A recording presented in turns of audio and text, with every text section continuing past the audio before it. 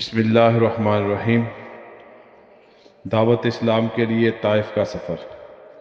جناب ابو طالب و سیدہ خدیجۃ الکبریٰ رضی اللہ تعالیٰ عنہ کے دنیا سے رخصت ہو جانے کے بعد آپ صلی اللہ علیہ وسلم کا کوئی غم گسار اور تسلی دینے والا نہ رہا۔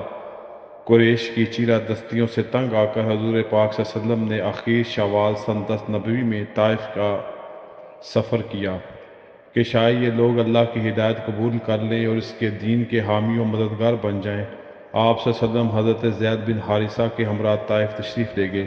وہاں کے بڑے بڑے سرداروں سے انہوں نے ان کے سامنے اسلام پیش کیا۔ انہوں نے کلمہ حق سننے کی بجائے آپ صلی اللہ علیہ وسلم کو سختی سے جواب دیا۔ ایک نے کہا، کیا خدا نے کعبہ کا پردہ چاک کرنے کے لیے تجھے نبی بنا کر بھیجا ہے؟ دوسرے نے کہا، کیا خدا کو اپنی پیغمبری کے علاوہ تیرے سوا اور کوئی نہ ملا؟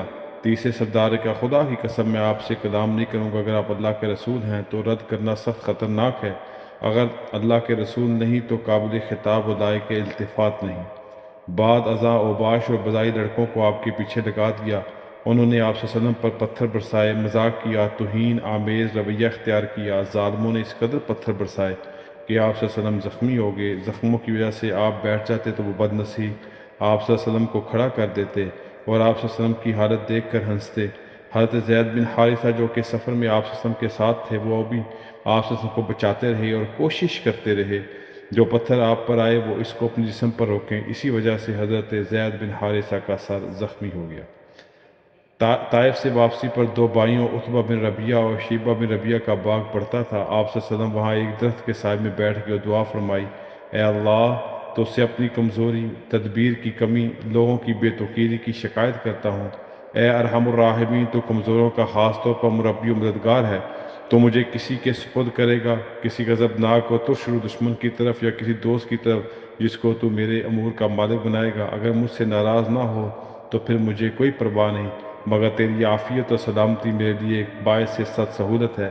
میں پناہ مانگتا ہوں تیری بزرگ ذات کے وسیلے سے جس نے تمام ظلمتیں منور ہو جائیں، اسی نور سے دنیا و آخرت کا کارخانہ چل رہا ہے۔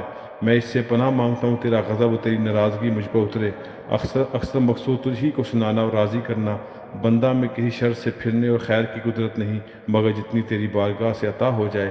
ایسی دعا کا منہ سے نکلنا تھا کہ قبولیت کے دروازے کھل گئے۔ وہی عتبہ اور شیبہ جن کے دل پتھر سے بھی زیادہ سخت تھے، جو آپ صلی اللہ علیہ وسلم کی بے کسی اور مظلومیت کو اپنے باغ میں بیٹھ کر دیکھ رہے تھے، انہیں کچھ شرمندگی کا احساس ہوا۔ انہوں نے اپنے غلام اداس کو کہا کہ ایک طبق میں انگور لا کر اس شخص کے پاس لے جاؤ، اس سے کہو اس میں تھوڑا بہت ضرور کھا لیں۔ اداس نے آپ صلی اللہ علیہ وسلم کے سامنے طبق لا کر رکھا تو حضور صلی اللہ علیہ وسلم بسم اللہ پڑھ کر کھانا شروع کیا۔ تو اداس نے کہا، خدا کی قسم اس شہر میں کوئی شخص اس کلام کا کہنے والا نہیں۔ رسول اللہ صلی اللہ علیہ وسلم نے اداس سے فرمایا، تم کس شہر کے باشندے ہو، تمہارا دین و مذہب کیا ہے؟ اداس نے کہا، میں شہر نینوا کا باشندہ ہوں، مذہباً نصرانی ہوں۔ آپ نے فرمایا، اس نینوا شہر کے باشندے یونس بن متا تھے۔ اداس نے کہا، آپ کو یونس کا کیا علم؟ آپ نے فرمایا، وہ میرے بھائی تھے اور میں بھی نبی ہوں۔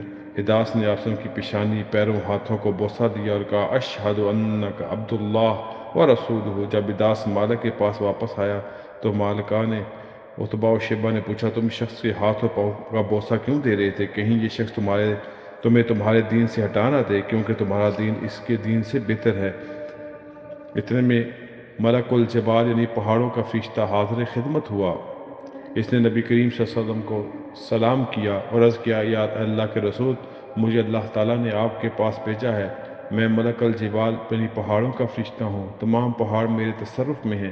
آپ صلی اللہ علیہ وسلم جو جی چاہے حکم دے، اگر آپ حکم دے تو میں ان دونوں پہاڑوں کو ملا دوں گا جس سے یہ لوگ پس جائیں گے۔ آپ صلی اللہ علیہ وسلم نے فرمایا، نہیں، میں اللہ سے امید کرتا ہوں کہ اللہ تعالیٰ ان کی نسل میں ایسے لوگ پیدا کرے گا جو صرف اس وحدہ لا شریک کے ساتھ کسی کو شریک نہ کریں گے۔